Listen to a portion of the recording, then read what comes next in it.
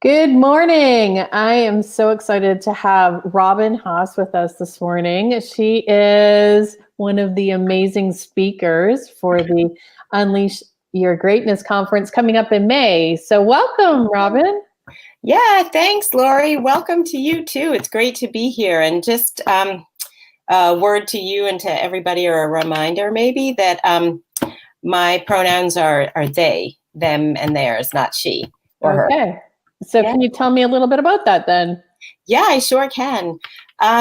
So my gender is non-binary, which means that I am not male or not female. And I use those terms because, we live in a binary world, a world that, kind of divides everything into one category or the other. And a couple of years ago, I got really in touch with my gender and what was really true for me. And that is that I wasn't born female, even though, the doctors and my parents and society thought I was. And I'm like, you know what?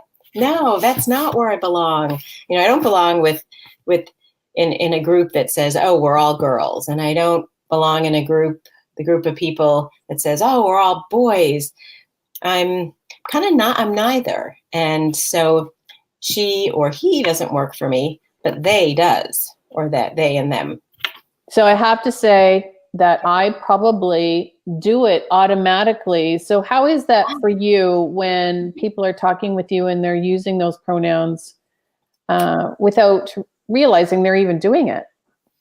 Yeah, well, so here, at least this is for me. I mean, I cannot speak for the, entire non-binary community, but, I make it a point to let people know, these are my pronouns. This is who I am. Because I totally understand that since I was raised and socialized in a binary world, a world that says, people are girls or boys or men or women, I get that. That's the reality, right? But I don't really want to. It's too tiring. It takes away all my power. So I tell people, this is me. This is who I am, and I invite people to use the pronouns that are mine. It's kind of like saying, "Here's my name." I invite you to call me by my name. And I used to get really frustrated when people didn't get it right away, and then I had to think about, well, why am I so frustrated? And so I kind of had these thoughts and beliefs going on in my mind that, well, they're doing it on purpose, or, they're doing it to be hurtful, or they'll never understand me. And then I started to ask myself, well, is that really what's going on? Is that true that they don't understand me or that they're trying to hurt me? And I really sat with that and came up with a whole new story that, no, they're not. No one's trying to hurt me.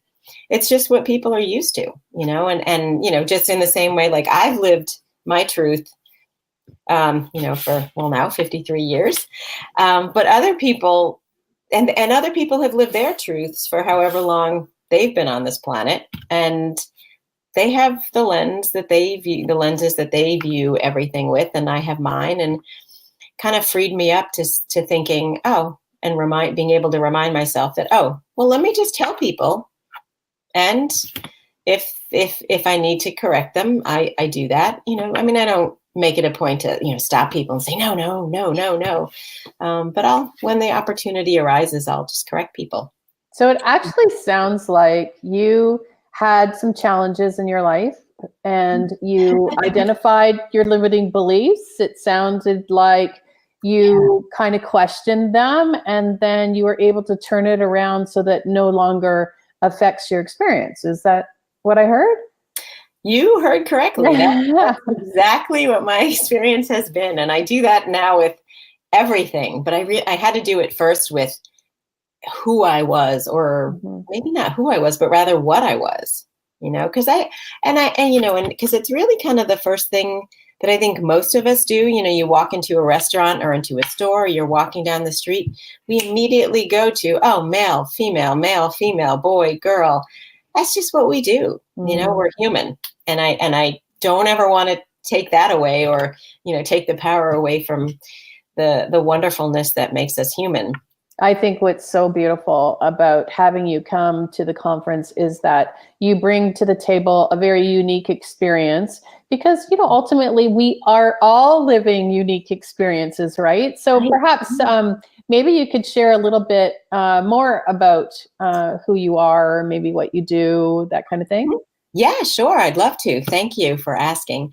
So I am a life coach and I'm a clinical social worker and I've been a leader in faith and I have a strong spiritual I have a strong spiritual background and practice, and I bring sort of my clinical training and understanding of human beings and studies and experiences of human beings, and my spiritual training and practice to my life coaching. I love being a clinician. I love meeting people who are clinicians. In fact, I coach a lot of people who are clinicians who want to go into private practice, kind of freeing themselves up from sort of the systemic limitations. And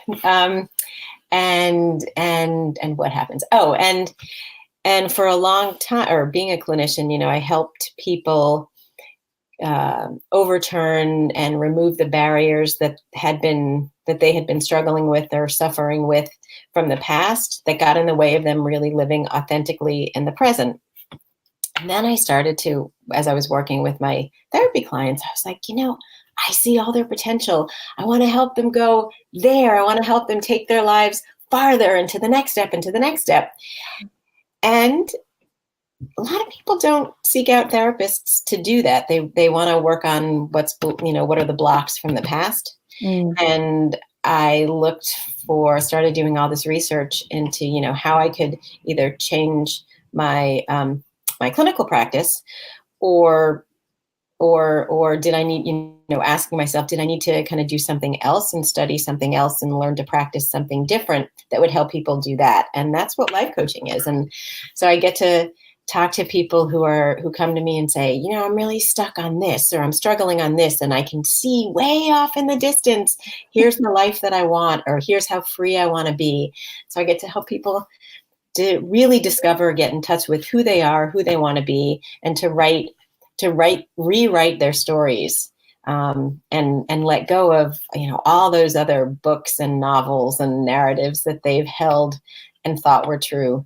And now they get to write what's more true for them. That's what I know. Isn't life coaching a blast? I mean, I just love it. I love being able to just, bring someone to their own inner wisdom. So, and you practice in Boston, right?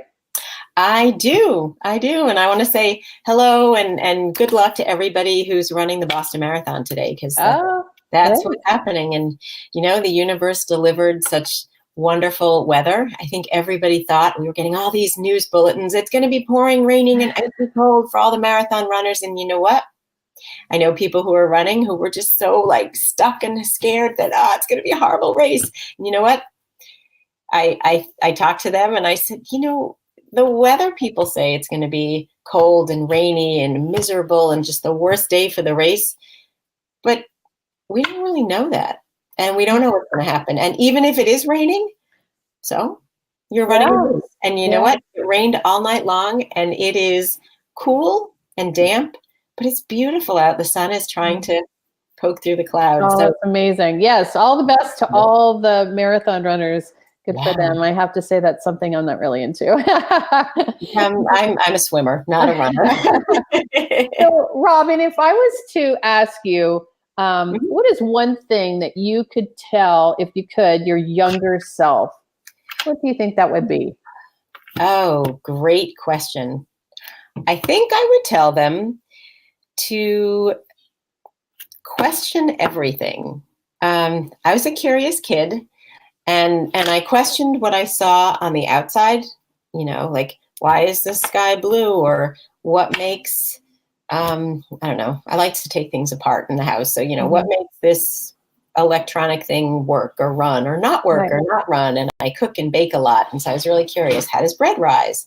What does fish taste like? And anyway, so I questioned all that, but I think I would tell them to go from looking outside and questioning all of those experiences outside of yourself, start questioning what you think about your inside. Like what? Can you give me an example? Yeah, well, I think, gender, for one thing. I think I first became aware of what gender was for me when I was, I think started school, or compulsory education, or whatever we call it in America. I went to kindergarten, and I was told, like, day one or day two or whatever, the teacher said, line up, girls in one line, boys in the other. And I really have no idea why they do that. But anyway, I don't know, whatever. It worked for the teachers back then. I don't know if they still do it. But I stood there thinking, I don't know what line I should go in. And of course, I asked the teacher, who said, well, looking at me, I was wearing a dress. And she said, well, you're a girl, then go in the girls' line and stop asking ridiculous questions. Mm-hmm. And at that point, I stopped. I mean, I was kind of shamed. Mm. And I thought, actually, I'm wearing a dress. She knows who I am. She knows better who I am, my teacher. Therefore, I must be a girl. And, it took a lot of years for me to sort of undo that and ask, well, wait a minute, just because she thinks I'm a girl, is that true? And just because I'm wearing a dress, is that true? Funny thing, I now know, I was wearing a dress. My mom says, well, you were a tiny, skinny little thing, and it was just too hard to put pants on you. And the dress was easier. You put up your arms, we threw the dress on, and it fit forever, and then that worked. And you didn't really care. You ran. It made no difference. It was not limiting. So the dress wasn't limiting, but the belief I had around why I wore a dress was limiting. So like things like questioning, I don't know, like things like I would believe my shape is wrong, like my body shape is wrong. And then, and I held on to that for so long, and then started asking myself recently, well, hold on a second. Is it wrong? I don't know. Maybe not.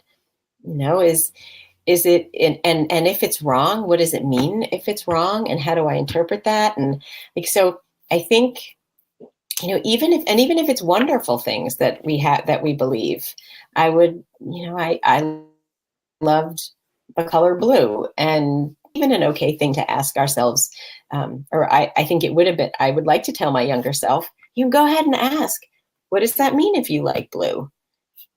I don't know. Does it have meaning? And it does have meaning only if I think it has meaning. You know what I mean? Like, yes. You're highlighting, some examples of how we kind of take on these beliefs from our surroundings, from the people in it. Mm-hmm. And, when we're younger, we just suck those babies up and don't question them. And then they begin to form the foundation of who we are. And then all of a sudden we're an adult and we're not feeling really connected. And we're wondering why. And that's so great how you shared that. I'm also wondering though, too, if you, with respect to that, maybe with respect to some of the beliefs that you took on, did you have any aha moment, or did you experience, when we start to question our thoughts and we have a breakthrough on, I call them the big ones, the ones that kind of like seem to thread their way through most of our life. Yeah. Have you ever had anything like that? Mm-hmm. Yeah, I've had, I feel like I have aha moments every day. And I think the most freeing, it's funny. There are two that come to mind right now, and they're related. So I mentioned that my spiritual practice is really strong. Like I'm very connected to my spirituality and the practice and my spiritual community. And I practice Buddhism. It's a Japanese form of Buddhism, Nichiren Buddhism, and I'm a member of the SGI, which is the Soka Gakkai International, which means value creating society, which is lovely. And I've been practicing that for, I don't know, almost 10 years now. And I think a lot of people think that as a Buddhist, I must meditate. And I thought I did. We chant. And I'm like, oh yeah, that's kind of a form of meditation. Mm-hmm. The other thing I do is I swim about 2.25 miles almost every day. That's amazing. Like I calculated since like 1999, it's been about on average 340 days a year. Wow. So it's a lot of time I'm in the water, and I used to say, I don't know if I meditate. And then, friends and spiritual practitioners would say, oh, hold on a second, what do you do when you're in the water?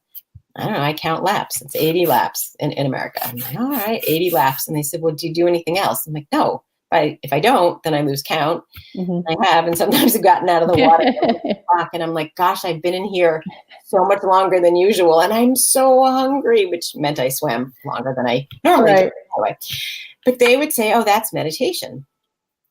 Until I went to a conference recently, and we learned to meditate. And as soon as we had a little description of it, and then every day we would be invited to this guided we did a walking and then a guided meditation. And one morning I'm sitting there in silent meditation, and I'm hearing things like this: notice the thoughts that you're having. That's all you have to do, is notice the thought that you're having, recognize it, and then thank it for being there, for sharing itself with you, because it will just go away back to where it came from.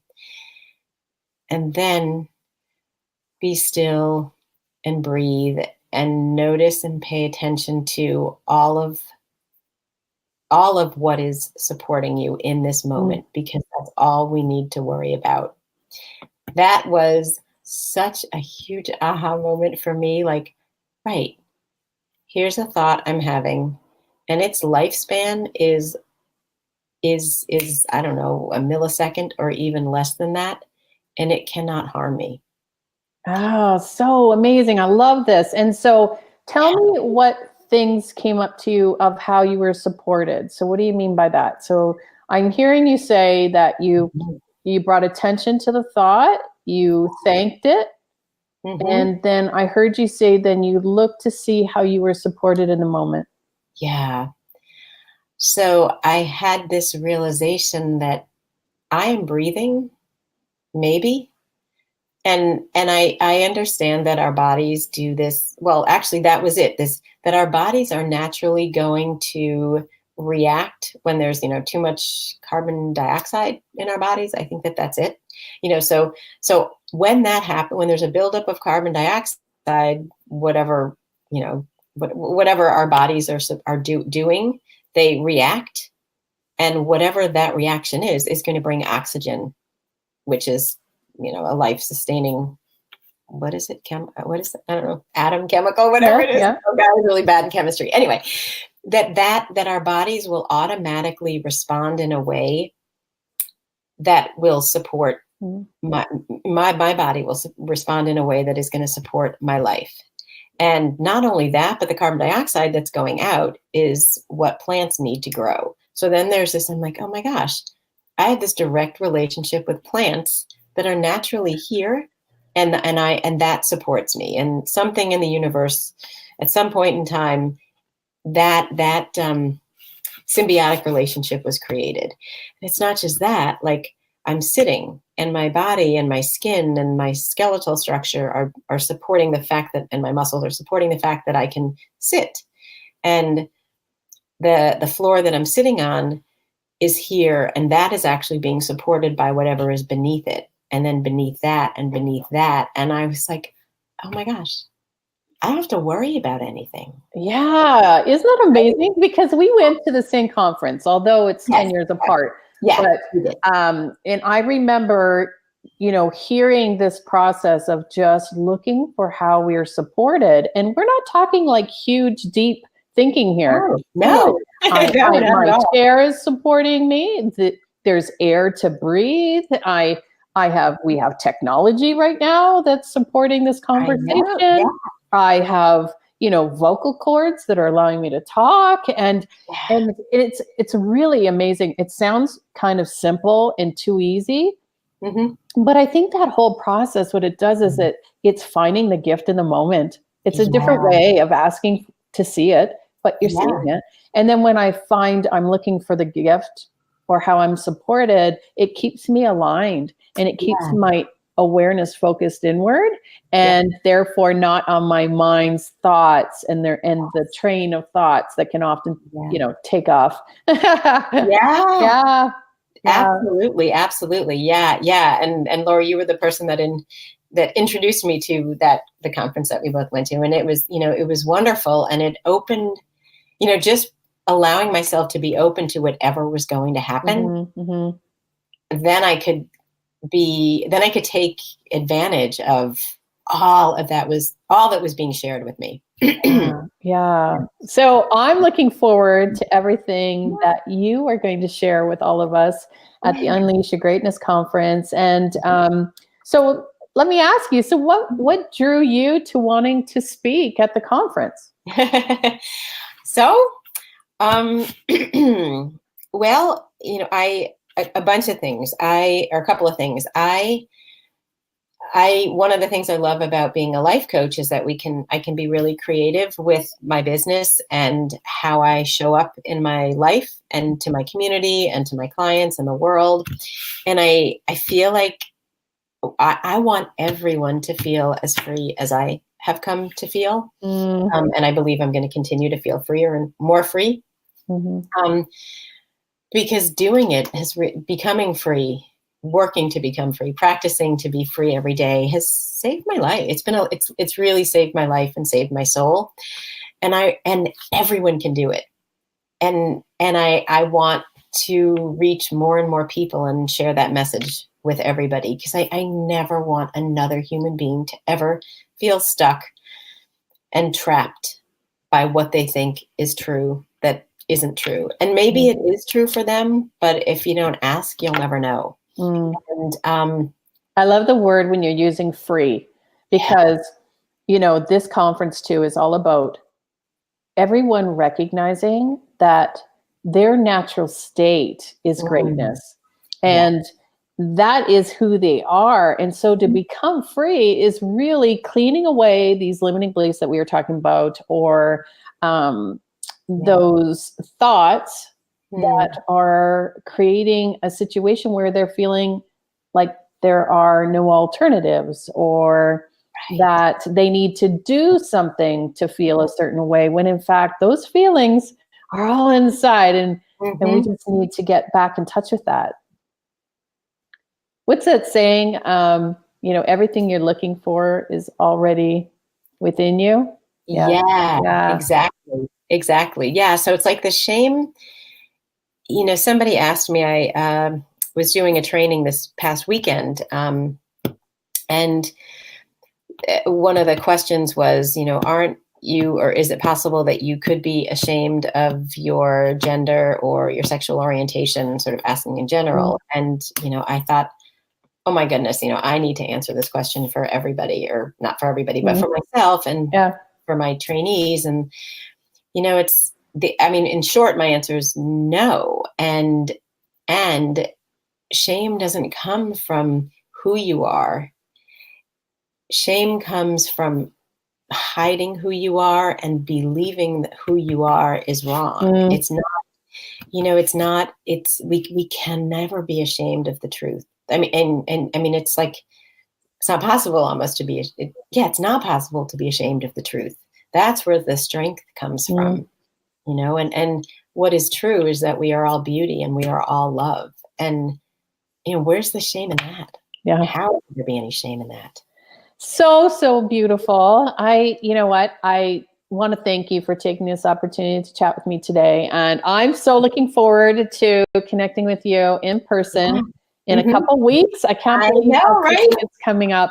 And if anyone's interested in buying tickets, just to let you know, though, the ticket sales end April 30th. So so looking forward to getting together. And so thanks again for joining me today, and we'll see you in a couple weeks. Yeah, thank you so much, Lori, for this opportunity, all these opportunities, and thank you, everybody. And check out the conference and come and join. Okay. Thank you. Bye. Thank you. Bye.